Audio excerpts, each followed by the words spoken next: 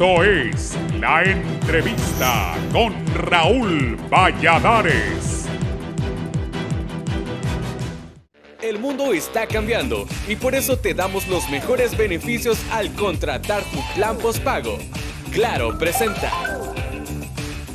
En un ambiente sanitario complejo y extraño por la pandemia de COVID-19 y sus secuelas económicas y sociales, Honduras encara uno de los procesos electorales más complejos de su historia, en el que la estabilidad del país lo determinarán las medidas de bioseguridad y el alcance de esas reformas. Esta mañana le reitero a Honduras que el Congreso Nacional que me honró en presidir le aportará a la nación las reformas electorales más profundas que la historia ha conocido, afirmó el titular del Poder Legislativo, Mauricio Oliva Herrera, en su discurso de apertura de sesiones el 25 de enero pasado. Antonio Rivera Callejas, vicepresidente de este poder del Estado, aseguró que no estamos hablando de reformas electorales, sino de una nueva ley electoral, donde se crea el Consejo Nacional Electoral, con más de 321 artículos. Jorge Calix, diputado de Libre, señaló la semana anterior que existe consenso en 90% de contenido de la nueva normativa y que los temas en los que no hay acuerdo quedan para debate del Pleno Legislativo. Calix, junto a Mario Segura del Partido Liberal, encabezan dos comisiones legislativas multipartidarias que formulan la nueva ley electoral que, de lograr el alcance necesario, marcarán la antesala de un sufragio excepcional, aún con la reelección presidencial y la segunda vuelta electoral o balotaje en el itinerario. Proceso que se espera concluya antes de finalizar septiembre y a tiempo del empadronamiento para el nuevo documento de identificación personal y censo electoral o de una ley transitoria que dé paso al Consejo Nacional de Elecciones. El 8 de julio, el Consejo Nacional Electoral aprobó el cronograma electoral con el llamado a elecciones internas y primarias el 14 de marzo y la convocatoria a las generales el 13 de septiembre de 2021. Hace unos días, el Consejo Nacional Electoral emitió una opinión no vinculante a favor de la segunda vuelta electoral, sin que la misma tenga un ambiente legislativo favorable, como afirma Rivera Callejas y Tomás Zambrano, secretario del Congreso Nacional. El movimiento Juntos Podemos, que propone la candidatura presidencial de Mauricio Oliva por el Partido Nacional, enfrenta unas elecciones internas fortalecido con adhesiones importantes ante Nasser y Tito Asfura, visto como el candidato de oficialismo en el Partido Azul. Fue un 8 de marzo en Choluteca, su tierra natal, en que una multitudinaria concentración Oliva lanzó oficialmente su precandidatura presidencial por el Partido Nacional con el movimiento Juntos Podemos. Para ganar las elecciones se debe de trabajar en la unión del partido, ya que la misma no se logrará por ningún decreto. Es por eso que vendrán más sumatorias a este movimiento que está para romper paradigmas y lo estamos haciendo, enfatizó. De los fondos aprobados por el Legislativo para socorrer al país ante la pandemia del COVID-19, Oliva afirmó que no firmamos un cheque en blanco. Exhortamos a que nos mantengan día a día informados de la ejecución de los mismos para aumentar los niveles de transparencia que el pueblo está exigiendo, señaló Oliva, que designó una comisión parlamentaria contralora de los recursos aprobados. Sin embargo, con más de 5 meses de pandemia y una reforma de alcance aún incierto, cualquier vaticinio en las urnas cobrará la factura del manejo de la crisis sanitaria, para las que se han destinado enormes cantidades de recursos, dinero que no son cheques en blanco, señaló Oliva el pasado mes de julio. El mundo está cambiando y por eso te damos los mejores beneficios al contratar tu plan postpago. Claro presentó.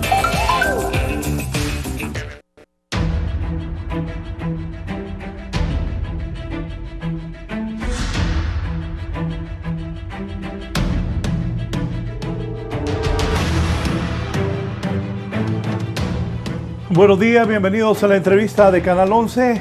Hoy ya es 17 de agosto del año 2020. Tenemos un distinguido invitado esta mañana, presidente del Congreso Nacional de la República por 2 ocasiones y máximo líder de Juntos Podemos, es el doctor Mauricio Oliva Herrera, presidente del Congreso Nacional. Doctor Oliva, buenos días, bienvenido.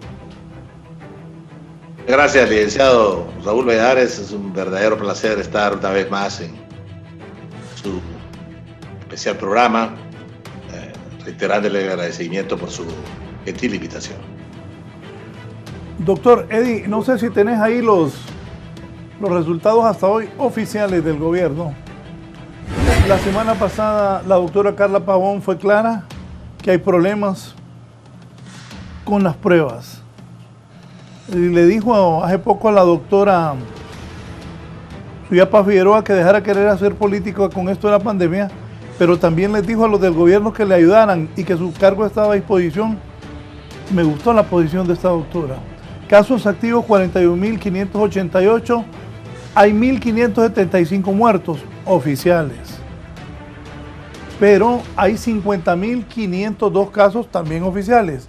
Los médicos insisten que hay más muertos, que hay más casos y que no se publican más casos debido a que no se están haciendo la cantidad de pruebas. Hemos decaído en la cantidad de pruebas. Aparte de eso, la lamentable agitación que perdieron 250.000 pruebas, más de 45 millones de lempiras. Mauricio Oliva Herrera es doctor. Y lo que he platicado con médicos, para el COVID ningún doctor estaba preparado. No hay especialistas de COVID. Pero la experiencia del doctor y lo que ha vivido en esta pandemia, queremos que se la cuente al pueblo hondureño. Primero, doctor, ¿cómo se ha manejado la pandemia, doctor Oliva, de parte del gobierno, de los médicos hondureños? Por cierto, doctor, los hospitales privados, no sé cómo llamarlos, piden cualquier cantidad de dinero por atender a alguien. El que menos cobra 300.000 de entrada, lempiras, y otros cobran hasta el 1.000.000 de lempiras. Doctor, ¿cómo se ha manejado la pandemia en Honduras al criterio de no el presidente del Congreso? Primero, como doctor, ¿qué le dice al pueblo? Bueno, interesante pregunta, pero yo quisiera partir de una premisa. En primer lugar, yo soy una sola persona. Yo no soy Mauricio Oliva el médico y Mauricio Oliva el presidente del Congreso en otra instancia. Soy uno solo con esas dos características. Yo quisiera, en primer lugar, que no podemos llegar de concepciones particulares a generales. Quizás haciendo un poquito historia, y historia reciente, pues. Yo tuve el privilegio de, durante César Castellanos Madrid, yo lo tengo en la gloria de particular amigo mío, ser director regional de salud. Yo me recuerdo, de otras cosas, de dos hechos fundamentales que se dieron en ese entonces. Uno fue el cólera que vino a Honduras. Evidentemente no estábamos preparados. Me acuerdo que lo que recibimos en la región sanitaria de Choluteca, el primer envío de supuestamente material logístico que nos enviaron fueron catres con un hoyo en el centro, ¿verdad?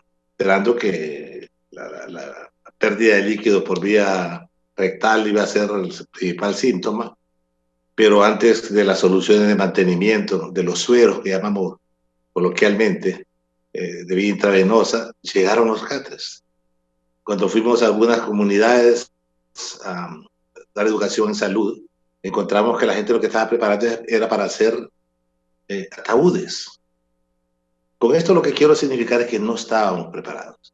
Luego la otra epidemia que vino ya en los años 80 fue la del VIH-Sida. Y tampoco estábamos preparados como para enfrentarla, no eran tan dramáticas como esta, pero se evidenciaba una falta de conocimiento de todos los médicos y una tendencia a la estigmatización de los pacientes. Ahora, con esta epidemia que tiene otras características, además de ser mucho más agresiva, de más fácil contagio y de obviamente complicaciones severas, y que afectó a la humanidad entera, y que básicamente es un eje transversal que agarró a todo mundo, como dicen los que juegan béisbol, fuera de base.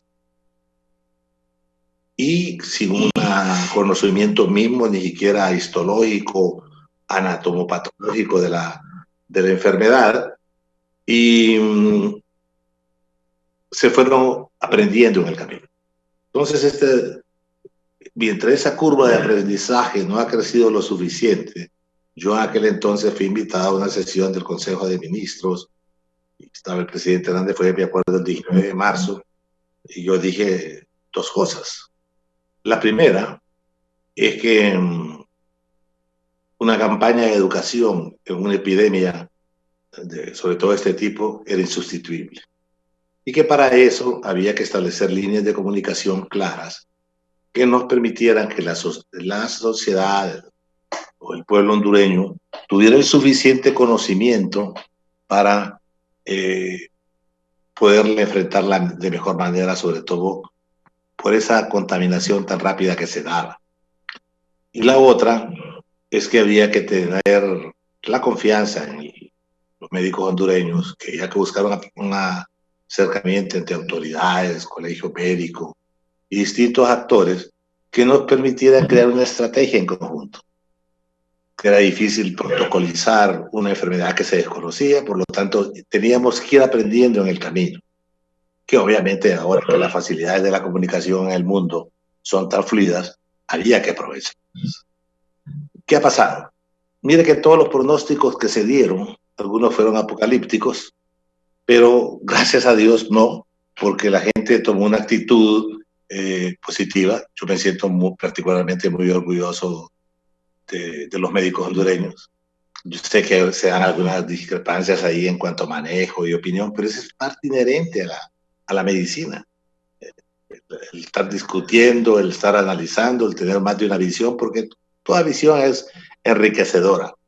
Y al final de cuentas, se han sacado un par de protocolos ahí que tienen que ir siendo estudiados y evaluados para ver si los tratamientos han sido adecuados. Lo otro es que nos agarró con una infraestructura de salud que ya era fallida, puedo decir yo, que no respondía a los intereses, con poca capacidad hospitalaria. En los años 90 vinieron aquí también los cubanos y nos dijeron que teníamos las posibilidades, porque había mucho vector, de desarrollar una epidemia de dengue hemorrágica. Estoy hablando de hace casi 30 años. Y nos dijeron, no tienen ustedes la capacidad hospitalaria para poder enfrentar una epidemia de dengue. ¿Qué se hizo? Pues para esa gente de salud, como para enfermedades de control de vectores, sí ha tenido un impacto el dengue, pero si no se hubiera tenido la mentalidad en aquel tiempo de ser receptivos, quizás hubiera hecho mayores estragos. Si usted ve la pandemia hondureña con ese mapa que estaba mostrando ahorita, se desarrolla fundamentalmente en los sitios de mayor actividad económica, de mayor densidad poblacional, y obviamente eso lógico es de mayor movilidad. ¿Y a quién le está pegando más? A los que siempre están más desprotegidos, porque son los que menos tienen, los pobres, y los que menos acceso tienen a los servicios de salud, y obviamente los que tienen niveles de educación más bajos. Y también en ese entonces, en la reunión del 19 de marzo, le dije, miren, se van a cometer muchos errores, pero tratemos traten, porque ustedes son los del Ejecutivo, de disminuir ese tipo de errores. Porque sentí en el ambiente un apresuramiento en tener la mejor respuesta hospitalaria. Y si hacemos memoria en aquel momento, lo que nos venía del extranjero, sobre todo de Europa, de Italia y de España, es que se iba a necesitar una gran cantidad de cuidados intensivos. Entonces todo el mundo salió a comprar respiradores. Pero ahí faltó, creo yo, el criterio de poder llamar a alguien que tuviera la capacidad técnica para saber qué tipo de respiradores iban a comprar. Y se cometieron errores en la compra de los respiradores. Afortunadamente, con los avances que hicieron los italianos de hacer autopsias, con los avances que hicieron los norteamericanos, entre ellos un médico hondureño, con la experiencia de nuestros médicos hondureños, que yo creo que ante la falta de respiradores empezaron a dar oxígeno de alto flujo, vieron que realmente era mejor eso que también meter los respiradores. Se vio el componente antiinflamatorio que era necesario tratar. Se vio también la necesidad de cubrir la infección oportunista de algunos patógenos. Y de a poco, pues, yo creo que por lo menos la percepción en el ambiente existe de que hemos mejorado en el tratamiento, de que se crearon los centros de triaje, que se involucraban las municipalidades. Y en la modesta estructura de salud que tenemos, o la deficiente, si le quiere llamar usted, en el aprendizaje que hemos tenido, creo que podemos pensar que si podemos actuar de manera articulada, no confrontativa, podríamos llegar a tener mejores enfoques para combatir esta pandemia. Obviamente, reitero, muchos errores, algunos incluso reñidos con la transparencia y objetos de poder ser requeridos por la justicia, pero esas son cosas que no deben atrasar al país, que deben darse en este plan, que deben judicializarse, investigarse, pero que no sea de manera mediática, haciendo juicio mediático, sino realmente con la objetividad del caso, con el debido proceso, y que eso no sea un óbice para que nos distraigamos de lo que es realmente también tan importante como es hacer justicia, es hacer el otro tipo de justicia, dar un acceso de salud que resuelva los problemas del pueblo hondureño y que proteja sobre todo a los vulnerables. Doctor, usted ha dicho algo muy importante. Eso de los respiradores y ya pasó, pero lamentable. Creo que los que estaban al frente no sabían nada de medicina. ¿Y qué debe pasar ahora, doctor? De aquí para allá. Le cuento que titulares de los medios escritos es que al guatemalteco Axel López le dicen que hay que darle más dinero para los hospitales. Han venido 2 que todavía no están funcionando. Faltan 5. Y eso hay que resaltar, y estoy totalmente de acuerdo con usted. De repente no se consultó a las personas correctas para comprar ventiladores y todo ese equipamiento. Y ahora, ¿qué hay que hacer, doctor? Aparte, si nos dice cuánto dinero aprobó el Congreso para la pandemia y cuánto ha sido ya entregado. Bueno, yo creo que el Ejecutivo, por lo menos al Congreso, la señora ministra de Finanzas ha rendido cuentas macro, diría yo, en el sentido que el Congreso lo que hizo fue fundamentalmente de 2 cosas. Una, hay una ley que le regula el techo de endeudamiento al Estado. Esa creo que no puede ir más del 50, 51%, le autorizamos subir hasta el 53%. Y la otra, le hemos autorizado endeudamiento al gobierno hasta por $2.500 millones, de los cuales creo han logrado conseguir préstamos, porque una cosa es autorizar para que se vaya a endeudar y otra cosa es que lo logre. Hasta el momento, efectivamente, han llegado al país $235 millones.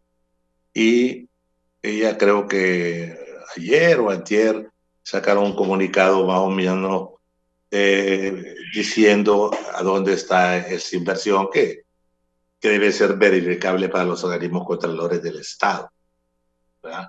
El Congreso hizo lo que tenía que hacer, y si es necesario hacer un poco más, yo creo que la mentalidad debe ser abierta. Eso sí, debemos ser objetivos para dónde va a direccionar el gasto. Mire, la vida tiene momentos y ahorita yo siento en la comunidad internacional y en los organismos cooperantes, en los organismos que prestan dinero a nivel internacional, que hay una voluntad política de ayudarle a los países de Latinoamérica, en especial de Asia, donde realmente la situación económica es más precaria. Ahorita la Unión Europea nos dio un ejemplo, le dio 340.000 millones de euros a España. La mitad de ese dinero se fue directamente en transferencias electrónicas, monetarias, para personas que estaban en verdaderos problemas, que habían perdido sus empleos. Eso solo para señalizarle que todos estamos en problemas. Pero ahorita que persiste la voluntad de ayudarle a Honduras, es cuando debemos aprovechar esa oportunidad, bajo mi particular visión, ¿verdad? Puede ser que en enero, que en febrero, que en marzo del otro año ya no estén muy dispuestos a cooperar. Entonces, la respuesta lógica es decir, nosotros les dijimos, aquí estaban las puertas abiertas, y no aprovecharon. Lo que no es óbice para que el Ejecutivo nos dé cuentas claras, nos dé un informe de sostenimiento del pago de esa deuda, ¿verdad? Y, lógicamente, el objeto del gasto. Pero que es un tema que es extremadamente sensitivo, porque estamos hablando de dinero, y dinero que debe ser bien utilizado. Y para eso necesitamos que todos los sectores de Honduras podamos llegar a concertaciones, es decir, el sector privado, el inversionista, de todos sus niveles, desde el grande hasta el micro, necesitan estar en esta mesa para ver cómo le entramos. Obviamente el sistema bancario nacional, porque hay ciertas paradojas, y yo no soy especialista en economía, pero me informan para el caso que la capacidad de la liquidez aumentó paradójicamente de 60.000 millones a 90.000 millones. O sea, que dinero hay disponible. Hemos traído para micro, pequeñas empresas, qué sé yo, 125 millones de dólares disponibles a partir del 15 de agosto. Hay un fideicomiso ahí en Banprovi de casi 5.000 millones de lempiras, pero no hay demanda. No hay demanda. ¿Por qué? Porque ¿quién va a crear un negocio nuevo ahorita? ¿Quién dice si yo abro mi negocio ahorita me garantizo con esta poca movilidad, con esta incertidumbre que hay que me va a ir mal? Entonces, como le digo yo, la situación se ve sumamente compleja, requiere de mucho análisis, de mucho trabajo en equipo y de todo de mucha inclusión, mucho pacto para que logremos nosotros visualizar salir adelante. Bueno, doctor, que ha hablado con Juan Orlando Hernández, presidente del país, de estos temas. También, ponerme ahí, te mandé la portada de un periódico digital. El cardenal todos los domingos, pero todos los últimos domingos, cuestiona. Miren, hasta está bien ese diseño que le hicieron ahí los de Hondudiario. Inves planea dar más dinero a Excel López, esta vez para una garantía extendida. Este chapín es el que vendió los hospitales que no han llegado y los 2 que todavía no se han instalado. Congresista estadounidense denuncia la falta general de transparencia en Honduras. Cardenal Rodríguez califica la corrupción como como peor que el COVID-19. ¿Qué piensa, doctor Oliva? Le pregunto porque usted aspira a ser presidente del país, es el presidente del Congreso Nacional de la República, y también le reitero, ¿qué han platicado de todo esto con el presidente Juan Orlando Hernández Alvarado, doctor? Bueno, el presidente hemos tenido un par de conversaciones telefónicas. Yo en primera instancia quiero resaltar algo. No podemos soslayar que en el país hay un clamor de justicia valedero por las informaciones que se han dado, pero tampoco podemos hacer de esto un circo de justicia mediática. Ni usted ni yo podemos impartir justicia en este medio. Ya hay los organismos correspondientes para hacerlo. Que todo el mundo exprese su malestar, su indignación. Estamos en un país democrático y yo creo que es válido que lo haga. Claro, dentro del marco del respeto, dentro del marco del respeto a la propiedad privada, dentro del marco del respeto a la libre expresión, la libre locomoción de las personas. Y reitero, hay un ministerio público, hay un organismo de justicia, hay el departamento de investigación encargado de eso. Pero si nosotros lo que queremos es que las cosas sean de manera inmediata, debemos respetar el debido proceso. El caso concreto, porque es la segunda vez que me lo menciona, de Invest. Yo creo que se nombró una junta interventora que, si yo estuviese ahí, sería el primer interesado en que las cosas se aclararan en el cortísimo plazo. Porque hay que ver, conocer a fondo qué es lo que está pasando, qué es lo que pasó, y sobre todo lo más importante, esto, qué es lo que vamos a hacer. ¿Qué es lo que vamos a hacer para poder salvar lo que se pueda salvar y hacer lo que tenga que hacer para restablecer la crisis económica que nos viene, la crisis de salud que tenemos, y hacerlo en el cortísimo plazo? Lo que el cardenal expresa, yo creo que es como recoger el sentir de empezar de la gran mayoría del pueblo hondureño. Y a eso nadie debe oponerse.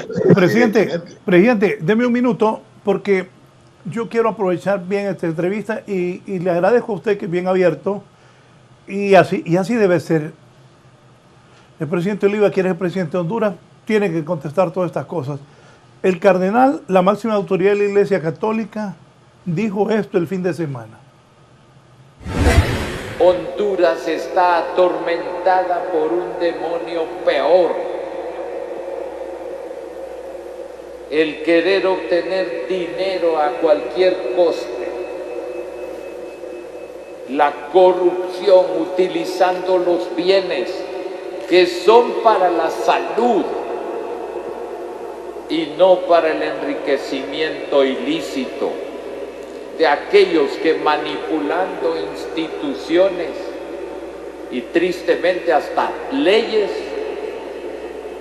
quieren seguir impunes para que Honduras siga atormentada por la corrupción, que es el peor virus, peor que el COVID-19. Y no se quiere ver,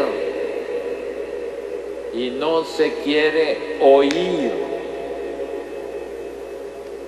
Y vuelvo, pareciera que el único problema de Honduras es discutir leyes electorales, que segunda vuelta, primera vuelta, son 1000 vueltas las que tienen completamente atado a nuestro país y que no permiten el desarrollo de todos. No es justo. La política no es el problema más grave en estos momentos. Y no se habla más que de eso. Y el resto del pueblo que se muera de hambre, de injusticia. No es posible. Sigue el demonio malo, la ceguera espiritual, la ceguera moral, la muerte que no da pausa. No es el virus quien está matando más hondureños, es la violencia de todos los días. Esa violencia que mata jóvenes, niños, adultos, ancianos, familias. cómo.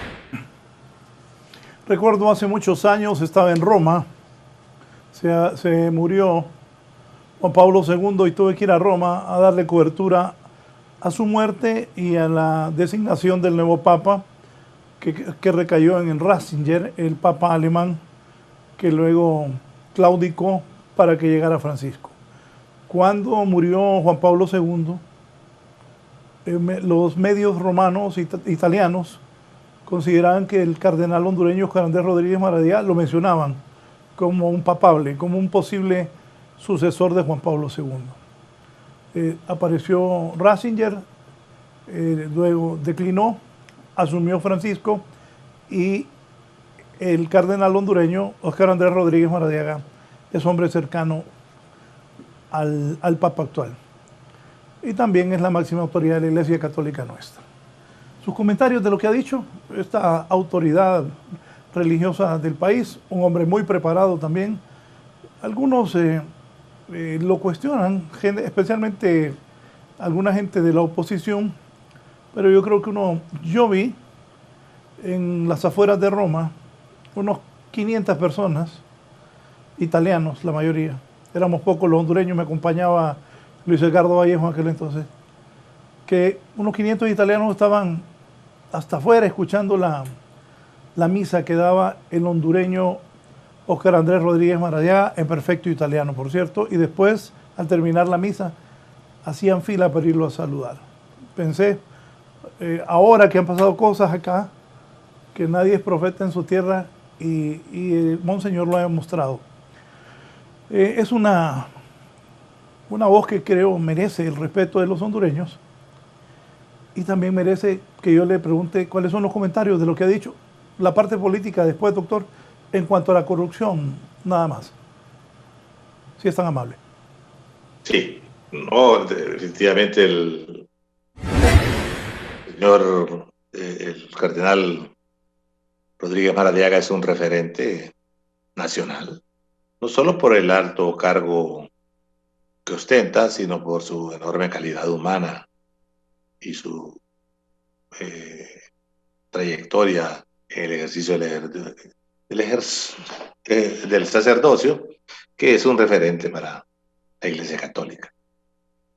Mire, lo oí ayer yo veo misa con mi esposa todas las mañanas, y mi esposa sabía que iba a estar con usted hoy, y me dijo, de cajón que esa pregunta te viene. Y yo creo que la ha señalado con un hecho que el pueblo hondureño lo está pidiendo. Pues todo el mundo quiere justicia, todos pedimos un clamor de justicia, y la Iglesia no puede ser la excepción de ello. Y tampoco la Iglesia puede bajar de lado este caso, porque es un referente para sus fieles, darles esa opción de una participación ciudadana transparente y sobre todo de una lucha contra la injusticia, ¿verdad? Ya no es una iglesia que se refugia tras los muros, sino que va en busca de apoyo a sus feligreses. Este es un proceso evolutivo que empezó Juan XXIII con Concilio Vaticano II ya en 1963, que consideró que iba a ser un papa de transición. Por su edad, resultó ser un papa tremendamente revolucionario. Y es acorde con la misma constitución dogmática de la Iglesia universal, de esa Iglesia que va dirigida fundamentalmente a proteger a todos sus miembros, pero sobre todo solidaria con los pobres, con la impartición de una verdadera justicia social y una justicia que debe ser apegada a derecho. Entonces yo comparto plenamente el hecho de que la lucha contra la corrupción debe ser frontal. Y mire, hace 2 semanas tuve un Zoom, una conferencia con unos funcionarios del PNUD, prominente sociólogo, es canciller de Bolivia en varias ocasiones, y este es un eje transversal en todos los países. En todos los países. ¿Por qué? La premura con que se han hecho algún tipo de compras todo el mundo, ¿cómo voy a decir? La poca capacidad que han demostrado los ejecutivos a la primera respuesta, a la agresividad que ha tenido este virus, hace que la gente se indigne, que reclame y que lo haga con verdadero derecho. Vaya a España. Yo estaba viendo la televisión española. Después de ver la misa ayer, me puse a ver la televisión en española. Un rebrote tremendo de COVID. Y ahí está un movimiento que cree que no existe el COVID, que es una manera de manejar socialmente las cosas, una manera de justificar el gasto, una manera de encubrir los déficits fiscales. Y hay cuestionamientos en todos los países. Entonces, palabras como la que dice su excelencia, el cardenal Rodríguez Maradega, son al abonazo en la conciencia de todos y cada uno de los hondureños, y especialmente los que somos católicos. Doctor, antes de ir a la pausa y ya abordar otros temas, en el puente a desnivel ahí por la universidad pintaron ¿dónde está el dinero? Dice el asesor de comunicación Carlos Medrano del presidente del COE, Juan Carlos Icafi, que ahí lo hubieran dejado, que para qué lo borraron, dice Medrano. Y se le cuestiona al Partido Nacional y al gobierno, ¿dónde está el dinero? Ayer el presidente habló sobre eso y Rocío Tábora, ministra de Finanzas, hablaron de la distribución del dinero. ¿Qué tanto daño le hace a su partido eso de dónde está el dinero, doctor Oliva? Mire, la inconformidad le hace daño no solo al Partido Nacional, le hace daño al país. Le hace daño al país porque es difícil que se retome el nivel de confianza y de conflictividad, de polarización de la sociedad hondureña. Yo comparto con Medrano eso. Y todo el mundo tiene como derecho a expresarse, todo el mundo tiene derecho a manifestar su inconformidad, toda vez que lo haga dentro de los cánones de la no confrontación personal, del daño a personas, del daño a bienes. No diera meterle huevo tampoco una comida rápida. Con pintura no le dañan a nadie. Y mire, si ese hubiera durado 5 minutos y ya no le tomaron la foto, pues la foto de las redes. Si solo pueden ver 2 tipos de personas. Los que lo pueden ver desde un dron o los que en un helicóptero. Los demás que pasamos en carro no nos da tiempo de leerlo. Si vamos en el asiento de atrás, nadie lo ve. Tal vez el chofer y el que va adelante. Pero aparte de eso, aunque lo tuviera en un rótulo para donde lo vea todo el mundo, es libre de hacerlo. Libre de hacerlo. Y tratar de reprimir esas cosas no le hacen bien a nadie. No puede tampoco institucionalizarle, que es el Partido Nacional de Honduras como organización, como partido, institución de derecho público, la que está haciendo la acción de contrarrepresión. Yo creo que ahí debemos pasar a otro paso, que es el más importante. Usted como yo, algún grado de memoria tenemos, y se acuerda de aquel famoso debate entre Walter Mondale y Gary Hart en la campaña en las primarias de 1984, que ambos lo venció Reagan. Creo que fue Mondale el candidato y lo ganó Reagan la elección general, y Hart tuvo que retirarse por unos problemas ahí sentimentales. La palabra era aquella: ¿y dónde está la carne? Esa es la pregunta que debemos hacernos nosotros ahora. ¿Y dónde está la carne? ¿Por qué sale esa pregunta? Porque salió Wendy's al mercado haciendo unas hamburguesas, que la torta de la hamburguesa no era redonda como el pan, era cuadrada. Entonces, al ponerla al cerrar la hamburguesa, por las 4 esquinas salía un pedacito más de carne y daba la percepción de que era más grande la torta de carne de Wendy's que las otras hamburguesas, ¿verdad? Y entonces el eslogan publicitario de Wendy fue: ¿y dónde está la carne? ¿verdad? Entonces, yo pregunto, es lo que ella preguntaron: ¿y dónde está la propuesta? Digo, de todos los hondureños para salir de esto. Si nos vamos sobre hipotético, pongamos una justicia pronta, rápida, justa al más no poder, que haga, si hay culpables, y se les comprueba con el debido proceso, lo hiciera en el corto plazo. Ya bastó con eso. No, tenemos que ir para adelante. Tenemos que ser proactivos, propositivos. Mire, Honduras va a necesitar de mucho diálogo, muchos consensos, muchos arreglos, mucha tolerancia. El que gane las próximas elecciones y que no me hagan cuento que aunque la gane por el mayor respaldo popular, si el pueblo no siente un plan de acción claro, una hoja de ruta que le vaya dando satisfacciones en el corto, mediano y tenga la esperanza que también a largo plazo va a ser un gobierno conflictivo. Nadie va a poder gobernar solo. Entonces es muy difícil llegar a un momento de eso si empezamos a pelear desde ahorita. Los grandes temas de discusión que deben estar sobre la mesa en la palestra política ahorita es construir un pacto fiscal, pacto de inversión nacional en salud, en educación, en política energética. Ese debe ser la gran campaña.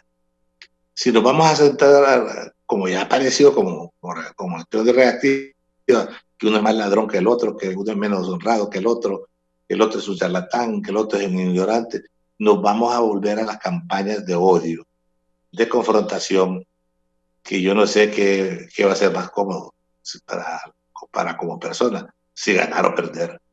Porque ahí sí no va a ganar nadie, vamos a perder todos. Sí, gracias por las respuestas a esto de dónde está el dinero, cómo se ha manejado la pandemia. Voy a hacer una pausa para continuar hablando con el doctor Oliva aquí, pero antes voy a leer un par de mensajes de la gente. Me dice un economista: saludos, buenos días al doctor Oliva y a usted. ¿Cómo le puede ayudar a las 10,000 pymes que quebraron? ¿Puede darle préstamos no reembolsables como hicieron en los países de Europa? Al volver va a poder contestar el doctor Oliva. Aquí me escribe: buen día, Raúl, soy Misael J. Montes, coordinador departamental de Organización Territorial de Comayagua del movimiento Juntos Podemos, parte de la nueva juventud en el departamento. Consultando a nuestro próximo presidente Oliva, ¿qué esperamos como jóvenes en cuanto a reformas educativas más exclusivas y oportunidades de empleo para todos? Aquí también seguimos. El doctor Oliva es la única esperanza para poder reorientar por el camino correcto a nuestro querido Honduras, dice Miguel Ángel Gámez. Aquí está también. Buenos días, Raúl. En el municipio de Iguala, Lempira, estamos listos para llevar al doctor Oliva a la presidencia y el abogado Francisco Paz a la alcaldía, porque sabemos de la capacidad que ambos cuentan como profesionales. Nuestro pueblo necesita de gente capaz como el doctor Oliva. Voy a repetir la pregunta del economista Benjamín. Aquí está. Me dice Benjamín: ¿cómo le pueden ayudar a las 10,000 MIPYMES que quebraron? ¿Pueden darles préstamos no reembolsables como hicieron en los países de Europa? Y aquí Juan Diego Zelaya, diputado por el departamento de Francisco Morazán, y también Juan Diego, el miembro de la campaña, hace una reflexión que me parece correcta. Vamos a vivir la cuarta recesión más grande en la historia de la humanidad, es decir, que esto que viene va a ser peor que el huracán Mitch y la crisis del 2009 cuando el golpe de Estado. Se va a requerir de grandes acuerdos para salir de esta. No veo a nadie en el panorama electoral, ya sea adentro o fuera de mi partido, que tenga la capacidad de consenso, tolerancia, diálogo, como lo ha demostrado el doctor Oliva. En buen español, Juan Diego dice que, interpretación mía, que papel a la orden no tiene esa capacidad para enfrentar lo que viene. Doctor Oliva, lo de las MIPYMES. Bueno, yo creo que es una preocupación válida. Primero, creo que hay un fondo de 5.000 millones de lempiras, un fideicomiso que lo tiene Banprovi, que va encaminado a la micro, pequeña industria. También el Congreso Nacional autorizó un préstamo para CEFIN, préstamo del Banco Centroamericano de Integración Económica de $300 millones, de los cuales el 30% de ese dinero va para fondos de garantía de micro y pequeña y mediana empresa. Y además, el resto, que el primer desembolso ya ocurrió, son de 125 millones. De los 125 millones de dólares, 30% para fondos de garantía, el resto para préstamos directos. Sí quiero serle honesto, que los informes que me han dado es que la colocación ha sido bastante pobre. Y a pesar de la liquidez que hay también ya en los bancos, que hay bancos, hay que reconocer, hay 2 o 3 bancos que se dedican mucho a apoyar a estas microempresas, encontramos algunos problemas, como que el reglamento que hizo el Banco Central pone que para pymes, creo que debe ser la tasa de interés debe ser 2% menor que el préstamo más bajo que haya dado. Creo que los bancos ahora, con esta cuestión de alivio de deuda, daban como en el 13.1, lo que hace que para pymes sea de 11%, 11.5%, pero para micro ya baja más todavía, como a 10%, lo que no es atractivo para los bancos porque ellos están pagando una tasa pasiva que anda más o menos entre 8 y 9%. Entonces, yo sí creo que debe haber alguna modificación allí en ese reglamento del Banco Central para hacer un poco más justa la cosa, porque nadie va a querer prestarle con un riesgo tan pequeño. El otro problema que sí, tal vez usted lo puede entender mejor que yo, porque tengo que reconocer mis limitaciones en este campo, es el hecho de que no hay demanda. ¿Por qué no hay demanda? Porque generalmente, y yo no sé, para mí no fue una política correcta, inicialmente se dio la percepción o se dijo que el dinero se iba a proyectar sobre todo para emprendimientos nuevos. Y obviamente en esta crisis, en esta inestabilidad, se necesita tener una visión muy clara de qué negocios son los que pueden prosperar, ¿verdad? Sobre todo a ese nivel de micro, pequeña y mediana empresa. Porque todos los que han hecho dinero ahorita son las farmacéuticas, los que están en los negocios de la comunicación, los que están en la línea de la alimentación, o sea, en la cadena alimenticia. Le está yendo bien. Entonces, ese emprendimiento nuevo, creo que hay variedades, sobre todo de la incertidumbre en el mercado, de poder ir a él. Comparto con usted que hay que ir con el que está fregado. Pero ¿cuál ha sido la experiencia que se ha tenido en otras latitudes? Por ejemplo, voy a poner un ejemplo, un pequeño negocio que vende comida, alimentación, un pequeño restaurante. En primer lugar, el aforo que tiene se lo va a autorizar al 10-20%. Quizás en el hipotético caso que lograse llegar esa cantidad de gente, no le va a ser rentable. Lo otro es, dicen, ¿me voy a endeudar qué? Para pagar otra vez empleados. Me voy a ir mal, me voy a quedar peor. Yo sí creo que estamos en la obligación moral de darle todas las facilidades que se le puedan dar. Y allá quien se quiera, como quien dice, jugar ese riesgo. Pero sí son experiencias que se han visto en Wuhan, China, sobre todo, que reactivación no significa necesariamente reapertura, perdón, no necesariamente significa que va a haber una reacción inmediata. Esto va a ser un proceso lento, que tenemos que impulsarlo sí o sí. Y la otra cosa, gratuito, no sé si Honduras puede soportar eso. Es decir, hay que reconocer las enormes asimetrías que hay entre las economías entre países más pujantes que el nuestro. Ese sería el terreno de lo ideal.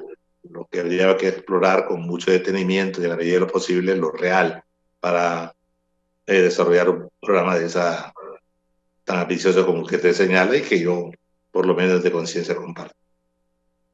Licenciado Lito García, dígale al doctor Oliva que si funcionaría una moratoria de intereses bancarios pasivos y activos, una readecuación de la deuda nacional. Por cierto, la gente está muy preocupada porque en estos meses otros se confundieron y no pagaron y los bancos están llamando a la readecuación de la deuda, pero los intereses se van mucho más altos y también los préstamos.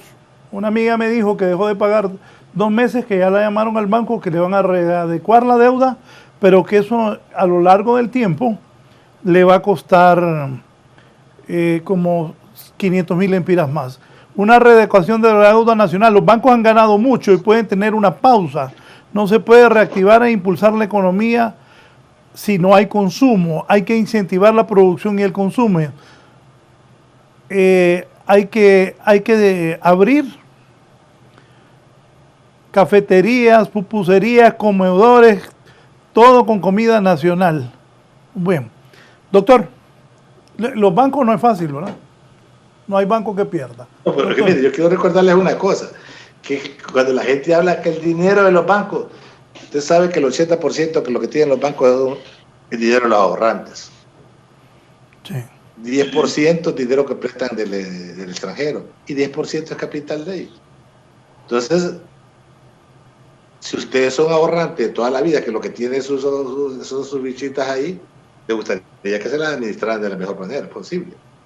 La otra cosa es que no podemos estar jugando al filo de la navaja. Por eso le digo, esto requiere un gran consenso, un gran análisis y no se trata de proteger a nadie. Se trata de buscar qué es lo real. Porque lo peor que podíamos cometer ahorita nosotros es poner en precario el sistema bancario nacional. Si además de esto viene quiebra de banco, viene un proceso de hiperinflación en el país, ahí sí nos la vamos a ver a palitos todos. Pero cuando hablamos de hiperinflación, como los que han vivido los argentinos, ¿va? Que la Coca-Cola hoy amanece 5 pesos, a 5 lempiras y en la tarde está a 20, ¿va? Procesos de hiperinflación aceleradísimos. Yo sí creo que tenemos que buscar una manera inteligente de reactivar la economía. El Congreso Nacional ha recibido un paquete de propuestas del Ejecutivo.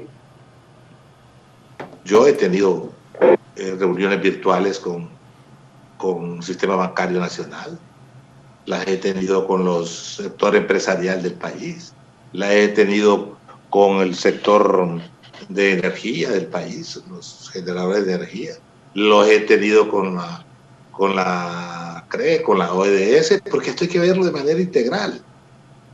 No podemos nosotros quedarnos con una visión muy micro del asunto, porque no solo es lo de enfrente, sino que ver cómo va a ser el comportamiento de la economía en los próximos 2 o 3 años. Como decía Juan Diego ahorita, estamos en la peor recesión de la historia, incluso la de 1929. Entonces, esta pandemia nos trajo, y alguien habló del tema ahí de educación. Mire, el futuro nos alcanzó, me decía un amigo. Este método que estamos usando ahorita, Zoom, antes de la pandemia lo usaban 8 millones de personas. Ahora tenemos a casi 400 millones de personas usando Zoom u otro método alternativo a este. ¿Sí? Telecomunicación. Ese negocio se fue para arriba, obviamente. Pero estamos aprendiendo de nuevo hasta para comunicarnos. Estamos aprendiendo a estudiar de nuevo.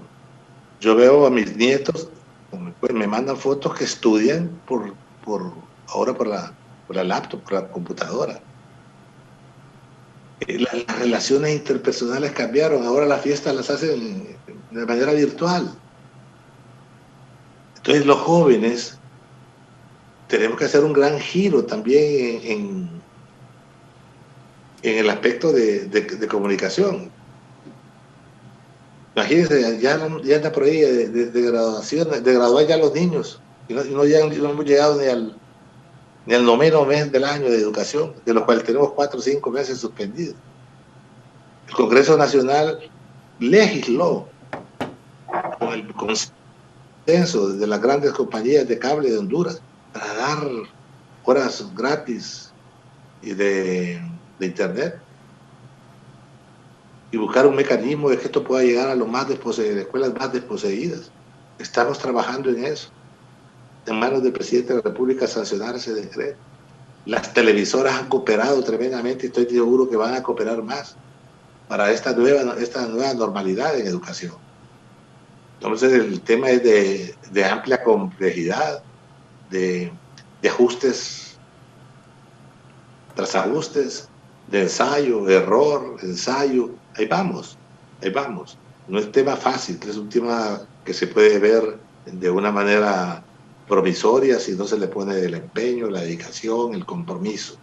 Por eso yo reitero, vienen tiempos de grandes pactos alrededor de temas nacionales, que queden como políticas públicas, gane quien gane el proceso nacional, en vez de quedarnos en temas puntualitos que resuelven el día siguiente, pero no tenemos la visión de lo que yo creo que es como decía Václav Havel, expresidente de Checoslovaquia. La diferencia es que entre el hombre y el simio es que el hombre puede caminar erecto. El caminar erecto puede tener altura de mira, ver hacia el horizonte y poder hacer una especie de creación de nuevos escenarios, porque el político que no mira a escenarios al futuro es como que esté viendo con la cabeza hacia abajo. Entonces, ese es para mí el gran campo de macro referencia. Hay una serie de medidas que algunos pueden considerar hasta populistas, pero a veces hasta el dinero hay que saberlo usar de manera racional. Tenemos que llegar a dar ese paso, si vamos a ayudarle a la gente, hacerlo a través de transferencias electrónicas que tengan la veeduría internacional, que son los que ponen el pisto. Mira, aquí poca gente se dio cuenta cuando vino el BID y esta auditoría del bono 10.000 para la madre soltera, un margen de error del 3%. Es mejor hacer una transferencia electrónica, una buena base de datos. Yo creo que ya hay una licitación pública con el PNUD para hacer eso, y que el Congreso, creo, ya apoyó, ya legisló para eso. Que está repartiendo bolsas solidarias, que así se puede cometer mucha injusticia al hacerlo. Entonces,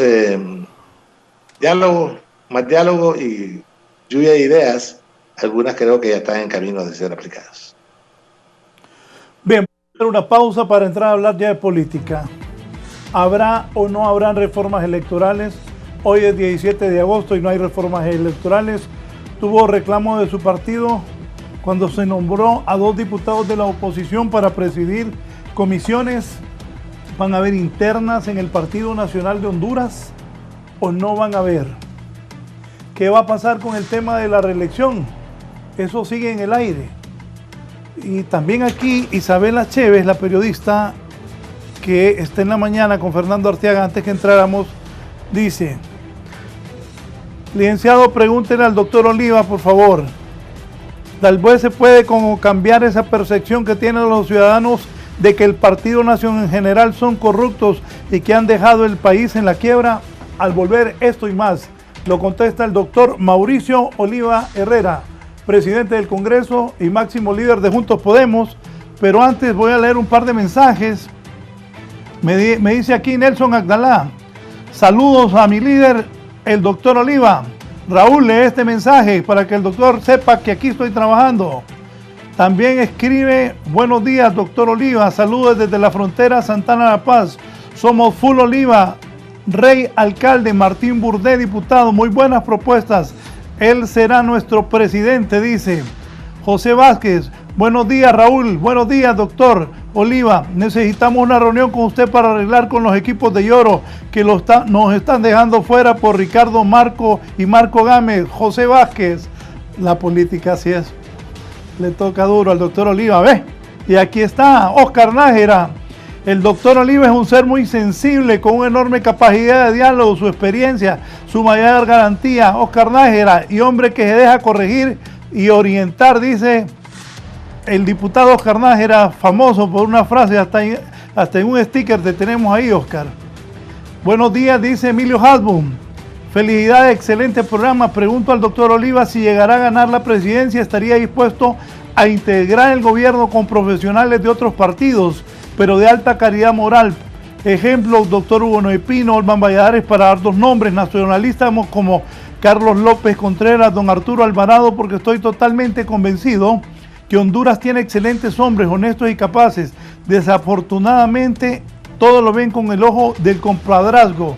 Primero Honduras, saludos al doctor Oliva, dice Emilio Hasbun. Aquí está también, solo con Dios y el doctor Oliva vamos a salir adelante. Es un hombre con mucha experiencia y capacidad, y aquí en el Distrito Central lo apoyamos, igual que queremos a Mario Pineda. Dice, saludos a Gisela, es la que escribe.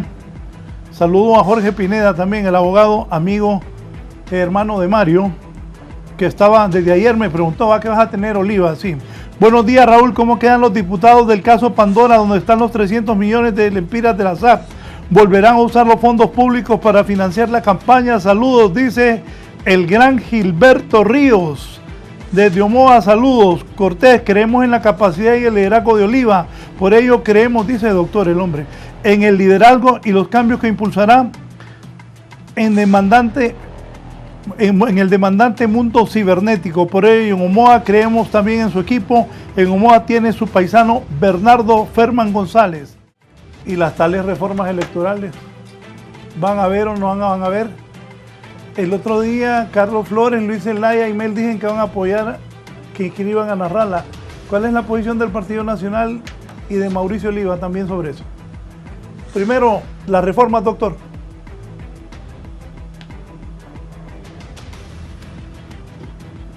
Ahora, sea Chévez. Parece que es una pregunta retórica, ¿no? Que lo que quiere afirmar que va a ser imposible para el Partido Nacional quitarse ese lastre. Yo lo que le digo es que vea las encuestas, siguen siendo la primera fuerza política del país. Que haya que demostrar que algunos de sus miembros, las personas los que tentan el poder de la nación, hayan escogido para a desarrollar ciertas actividades y que estén en juicio, tela de juicio el accionar de ellos, y que existe una percepción de que las han hecho mal, no nos hace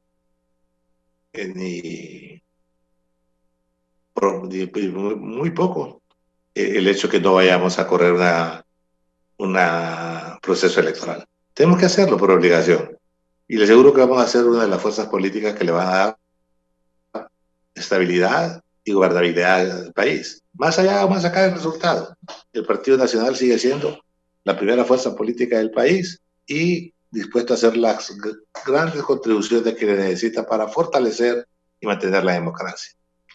Las reformas electorales. Mire, yo le contaba el otro día a un amigo que me llamaba con esa preocupación y le decía, mira, fíjate que a veces esto me parece como a una historia que yo le he contado algunas veces. Cuando yo fui director de la región sanitaria número 4, me tocó ir a una aldea que se llama la 3 de febrero a convencer a una gente para hacer unos pozos para que tuvieran agua potable, porque el cólera estaba transmitiendo, entró por esa región. Ahí hay una religión que tiene muchos fieles, que circula mucho en el Golfo, y hay bastantes grupos en Nicaragua, en Honduras y en El Salvador. Entonces el pastor de esa comunidad decía que ahí no iba a permitir que fueran a hacerle pozos de agua, que ellos no creían en esa enfermedad. Entonces me fui a sentar a platicar con él, y estuve un rato platicando con él. Y el hombre es un poco cerrado, y le conté una historia. Digo, mire, leí una revista que se llama Selecciones, que un hombre que era muy devoto, que era muy fiel, estaba durante una inundación. Llegó el carro de la policía y le dijo, mire señor, me parece que las aguas del río van a crecer y esta casa va a ser afectada, sálgase. No, no me voy a salir porque Dios me va a proteger. Después llegó una lancha de los bomberos, ya cuando el hombre tenía el agua al pecho, y le dijo lo mismo, y dijo, no, Dios me va a proteger. El tipo terminó encaramado en el techo y llegó un helicóptero, y le dijo, venga, lo vamos a llevar porque no, Dios me va a proteger. Y no se subió, se ahogó. Y cuando llegó al cielo, le preguntó a Dios, ¿qué pasó? ¿Me fallaste? Digo, ¿qué? No, hombre, si te mandé el carro de la policía, te mandé la lancha y te mandé el helicóptero y no te quisiste montar. Entonces, cuando algunos andan queriendo culparnos a nosotros de que no hemos hecho las reformas electorales, les dije, les traje la OEA, que hablara con todos los sectores aquí. Les puse presidentes de las comisiones a 2 de los partidos opositores. Les nombré los asesores que me pidieron. Los integramos a los organismos electorales, a los 3 partidos políticos más fuertes. Hicimos las 3 reformas electorales más importantes, que eran la integración de libre, pues, en los organismos electorales. En todo está, todo es tripartito. Los dictámenes están listos, según me ha explicado Mario Segura, según me ha explicado el honorable también diputado Jorge Cálix. Pero a la hora de las horas es que también quiero esto.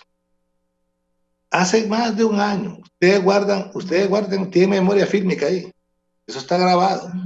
Y lo dije de una manera coloquial, porque sabía que había que cubrirse la espalda hacia adelante.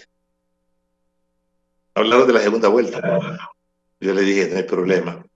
Hablemos de la segunda, hablemos de la tercera, hablemos de la cuarta, y si quieren de la vuelta de carnero, les dije.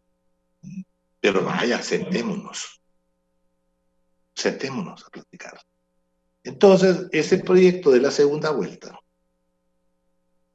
lo primero lo metió el honorable diputado Yuri Cristian Sabas Tierra de Choluteca. Buen amigo, muchacho que lo conozco de pequeño, de toda una vida.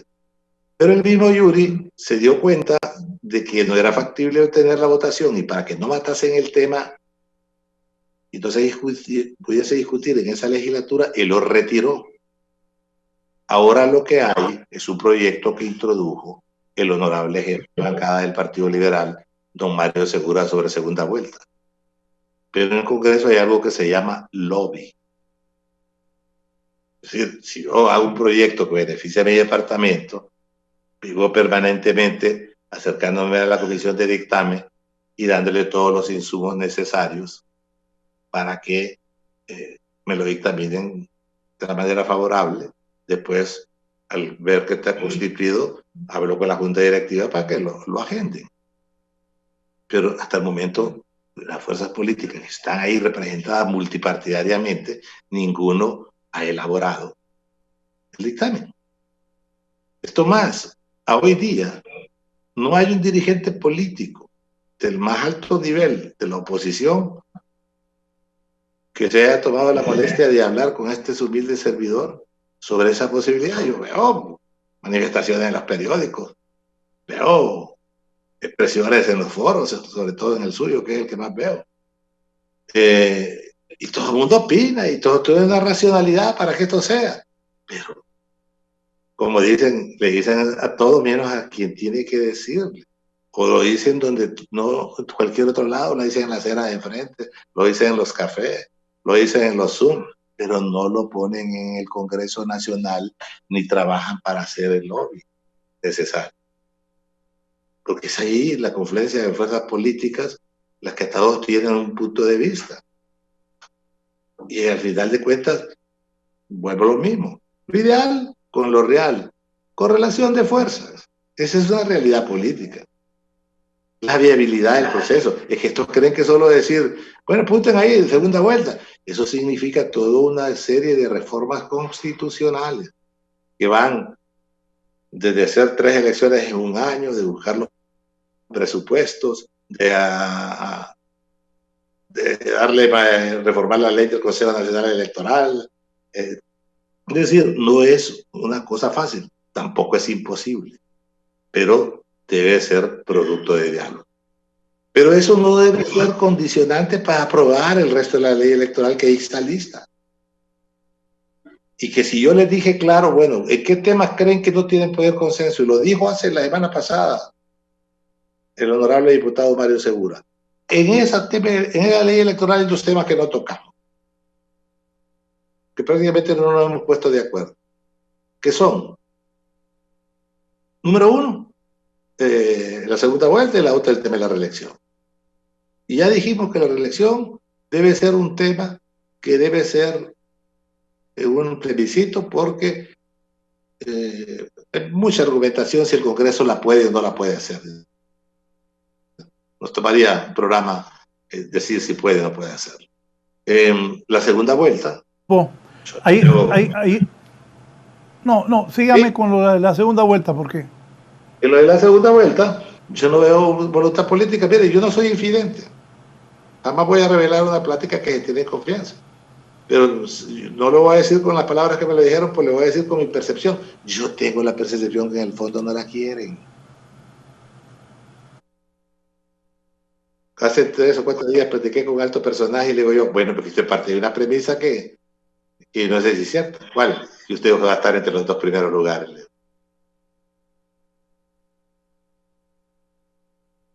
Pues lo puede decir. Con el comportamiento electoral que hay ahorita, si nos guiamos por las encuestas, nos guiamos por el comportamiento histórico, ¿quién le garantiza que va a estar de segundo, de primero? ¿Qué hay en el trasfondo? ¿Es el momento emotivo, emocional, coyuntural, político para discutir esto, o es un elemento más de agitar el agua, de generar la confrontación, de volver a valorar el proceso de polarización política que nos ha tenido tan confrontados a los hondureños? Esa es la pregunta que nos debemos hacer. Yo le digo, y fíjese que tenemos una plática que ya llega a los 45 minutos, y al final me dice, acuérdense de la segunda vuelta. Hablamos de todas otras cosas. Luego aparecen con otro tema ahí, que el censo electoral. El otro día vi un diario de mayor circulación, pero nada más que ahora todos son electrónicos, que dice Consejo Nacional Electoral de brazos cruzados, de entender porque no hay ley electoral. Entonces tuve que llamar a algunos de los funcionarios y les hice la pregunta, tanto del Consejo Nacional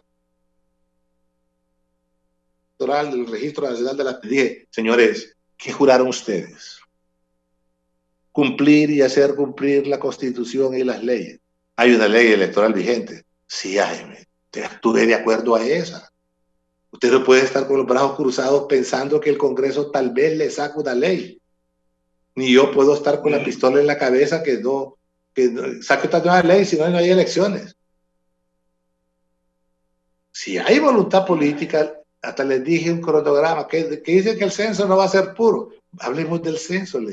Van con una velocidad ahorita que llevan creo que 25,000 enrolados por día, que van a llegar a un buen número, pero en el camino hay imponderables, que ya los hemos demostrado. En el caso del registro, pues se tardó en concretarse el financiamiento. Se hizo transparente la adquisición de los kits, la licitación de quién va a ser la tarjeta de identidad, y súmele la pandemia. No hemos entrado a los centros de mayor movilidad ni de mayor concentración, de densidad poblacional. Y el comportamiento no lo digo yo, lo dicen los epidemiólogos, lo dicen los que hacen los modelos matemáticos de posibles contagios a la movilidad. España lo está viviendo. Dice que la economía se va a comportar de 3 maneras, decían antes de mediados de esta pandemia. O se manificaba en B dental, o en una U o una base prolongada para su recuperación, o su recuperación va a ser oscilante como en W. Ya la de España demuestra que va la tendencia mundial a ser W. Entonces, puede que haya un rebrote, yo no lo quiero que exista, pero si hay un rebrote en ciudades de mayor concentración poblacional, posiblemente el proceso de enrolamiento vaya más lento. Entonces, me vienen a mí con el pretexto de que los muertos votan. Que hay no sé cuántos miles dicen ahí. Digo, miren, es más excluyente ir a votar con un censo que deje 2 o 3 personas por fuera de aquí a marzo. Porque no es solo recoger la información, es procesarla y trasladarla a una tarjeta de identidad nueva que la gente, el que la renueva y el que la saca por primera vez, tenga la certeza que el proceso de distribución de la misma la va a tener lista para el día de las elecciones. Y si no la tiene, no lo dejamos votar. Entonces, como le dije yo de manera hasta en broma, yo prefiero que voten, como ustedes dicen, no sé cuántos muertos, a que no voten 2 o 3 millones de hondureños. Es más excluyente la segunda cosa. Es mejor que cada quien cargue con sus muertos, hombre. Es un proceso electoral interno. Y un proceso electoral interno no tiene mayor finalidad que escoger la mejor oferta política para la general. Es como hacer la selección, pues. Entonces, si el bien preciado, mayor bien preciado es la democracia y hay que conservar la democracia, las elecciones internas no son más que una herramienta para llegar a darle a ese bien preciado una mejor oferta política el día de las generales, consolidar, profundizar la democracia. A lo que sí debemos comprometernos es que el próximo proceso electoral todo el mundo cuente con un nuevo documento de identificación.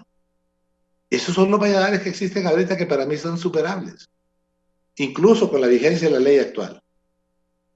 Porque ¿qué es lo que va a hacer con la ley actual? Le va a dar un padrón, no, una información para que el Consejo elabore el padrón electoral.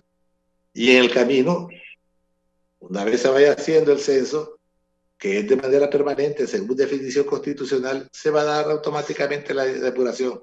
Incluso yo no soy egoísta para reconocer que fue Libre el que dijo, bueno, ¿y por qué no identificamos un identificador biométrico? No tenemos ningún problema. Mire, si los honorables miembros del Registro Nacional de las Personas, ayer lo andan como llavero.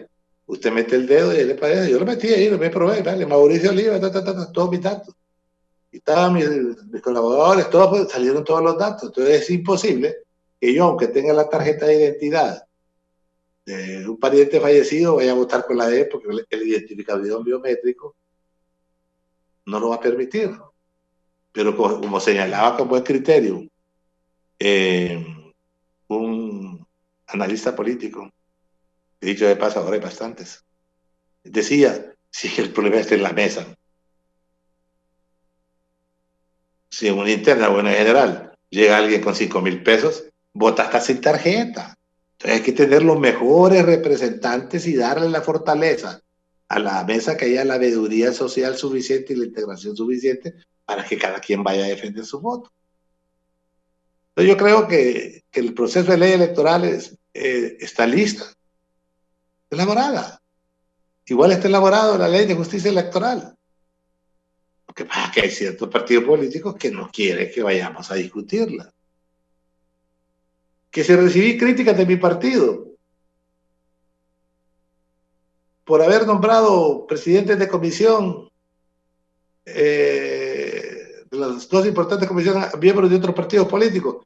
No muchas, algunos sectarios tal vez sí, pero en general fue bien aceptada. Y sencillamente por una razón, porque yo creo que es un elemento de transparencia, porque los considero personas capaces, los considero personas honestas, han hecho su trabajo. Otra cosa es que la dirección política de su partido les impida o les quiere impedir entrar al paso final.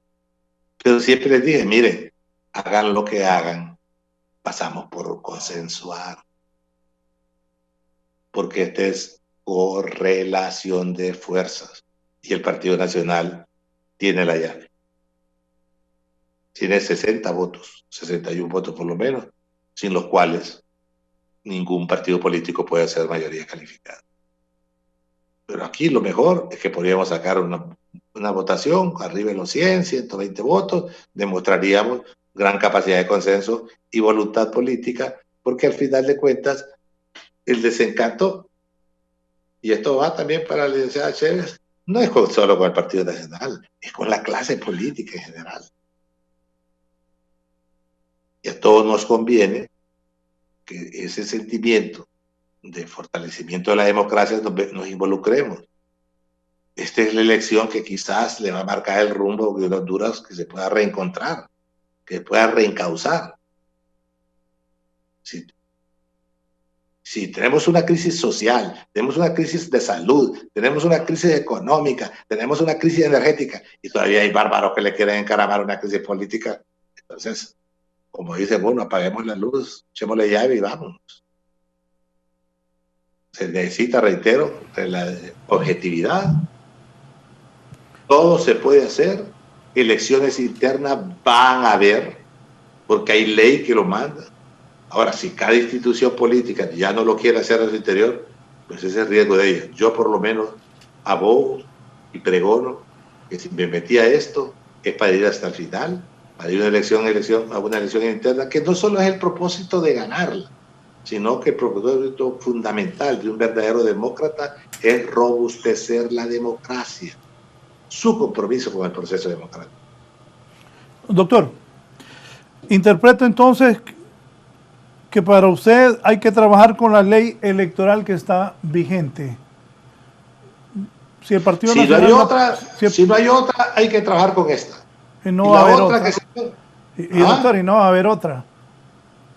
Y yo también sí yo que tengo mis fuentes y he visto y he platicado con algunos, yo hasta vi en un tiempo que después de arreglarse el registro y el tribunal, nadie hablaba de reformas electorales.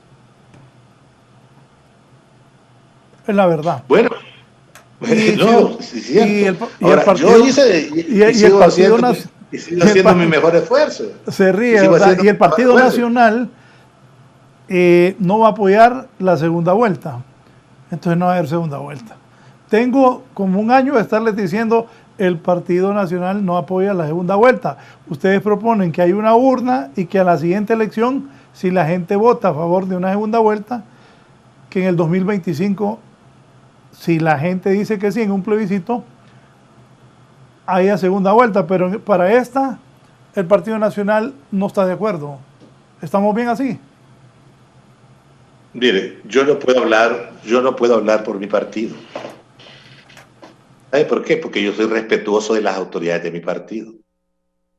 Yo no me he reunido una sola vez con la Comisión de Dictamen Electoral. Ni una sola vez. Y sí le di representación a Rolando Bueso en la ley de justicia electoral y a Antonio Rivera Calleja, senador. Y a Toño le dije, diputado Rivera, hable con las autoridades de mi partido, busque consensos. Yo soy un militante más de mi partido.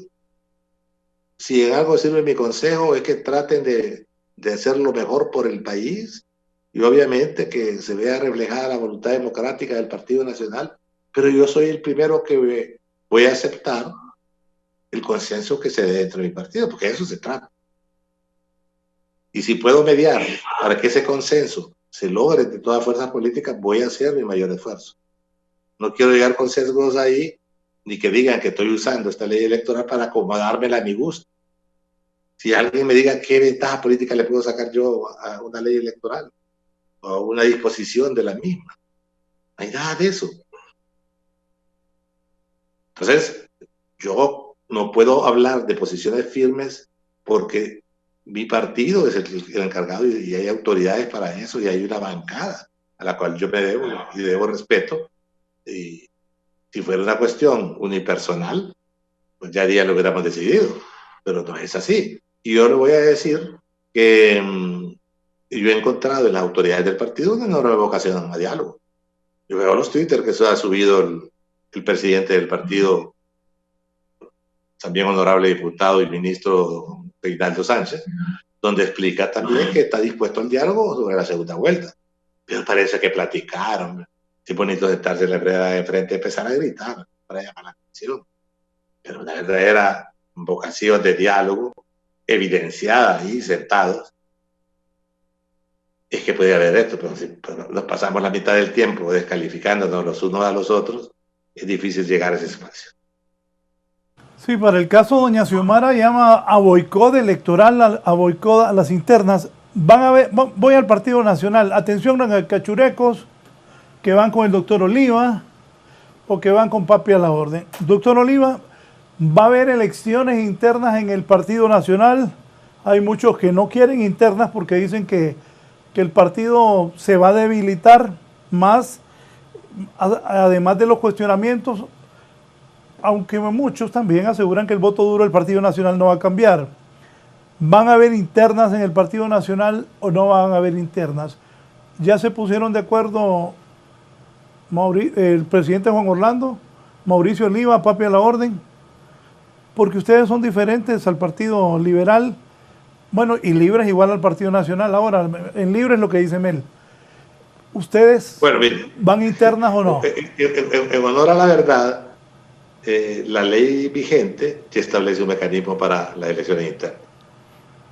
Nuestro movimiento va a presentar una solicitud ante la autoridad competente para inscribir una corriente que le permita ir a un proceso electoral interno. No sé qué van a hacer los otros aspirantes. Espero que en consecuencia hagan lo mismo. Con Tito Afura hemos platicado como amigos, siempre mantenemos un nivel de comunicación. Yo creo que los políticos nunca debemos dejar de platicar. Nunca hemos hablado de una elección interna. Hemos hablado de llevar un proceso electoral.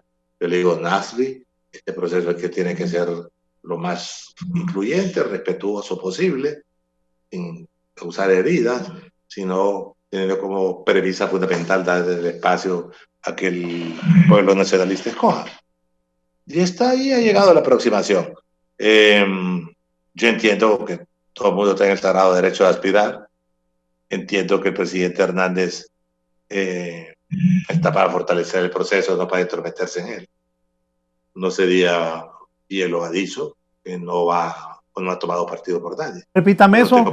¿El presidente Hernández está para qué, dijo? Está para contribuir a que el proceso se lleve de la mejor manera posible. No para entorpecerlo. Él a mí me dijo que no se va a inclinar. Exacto, no para entorpecerlo. Él me dijo que no se va a inclinar por nadie.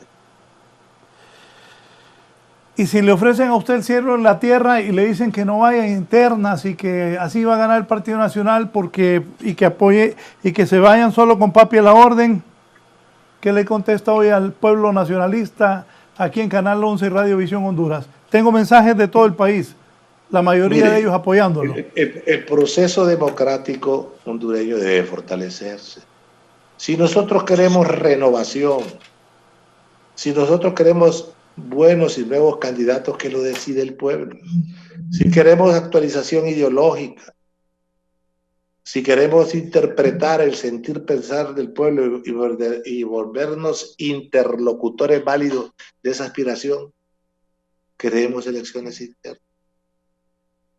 La democracia se fortalece con más democracia, no con menos democracia. Sería un paso hacia atrás. Y no solo es una aspiración personal, sino que este movimiento es el canal para que otras aspiraciones a otros niveles de elección popular se canalicen. Hemos venido de procesos muy verticales en el Partido Nacional, y eso hay que reconocerlo. Que fueron malos, que fueron buenos, no creo que fueron tan malos porque ganamos las elecciones. Pero al final de cuentas el partido necesita esa cultura de participación, de inclusión, de que por ahí circulen todas las corrientes de pensamiento posibles. Siendo tan grandes, es normal que existan. Y la única manera de conciliarlas es con un debate amplio, sin tapujos, objetivo, responsable y respetuoso, y con un proceso electoral amplio también, transparente e incluyente. Porque al final de cuentas lo que queremos es una institución fuerte que tenga vigencia en el tiempo. Tenemos más de 100 años de existencia y vamos a seguir inventándonos, revitalizándonos, y solo puede ser si la gente siente que con su voto está incluida en la toma de decisiones de este gran partido. ¿Es Tito Asfura el candidato del oficialismo? ¿Es Mauricio Oliva el de la oposición, es el Partido Nacional? ¿Cómo va a quedar después de esas internas? ¿Se van a unir? ¿Quién va a ganar la interna? ¿Mauricio Oliva o Tito Asfura? Bien, empecemos por el final. Yo no me meto para empatar, yo no me meto para participar, yo me meto para ganar. Y el que no tiene una visión optimista de su proyecto, entonces está derrotado de entrada. Vamos para ser el candidato del partido. Número 2, yo tengo un enorme respeto por mis correligionarios. Yo nunca voy a usar un término peyorativo contra nadie. Nasri Asfura tiene una legítima aspiración. Él públicamente no se le oí, pero bueno, eso es un secreto a voces de que va a aspirar.